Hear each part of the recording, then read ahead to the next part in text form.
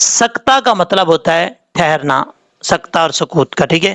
اور قطع کا مطلب ہوتا ہے رکنا، کاٹنا،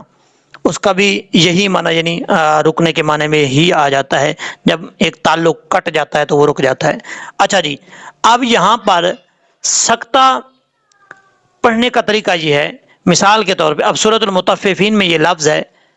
یہاں پر سکتہ آ گیا، تو ہم نے سکتہ کیسے کرنا ہے؟ سکتے کے لیے رکنا ہے، ہم نے سانس نہیں ٹوٹے گا اور تھوڑی دیر کے لیے رکیں گے، سانس نہیں توڑنا، اس کو بولتے ہیں سکتہ۔ کیسے؟ کلا بل رانا، بل رانا، کلا بل رانا، یہ سکتہ ہے، یعنی سانس ہم نے نہیں توڑا لیکن تھوڑی دیر کے لیے تقریباً 1 سیکنڈ یا 1.5 سیکنڈ جو ہے وہ ہم نے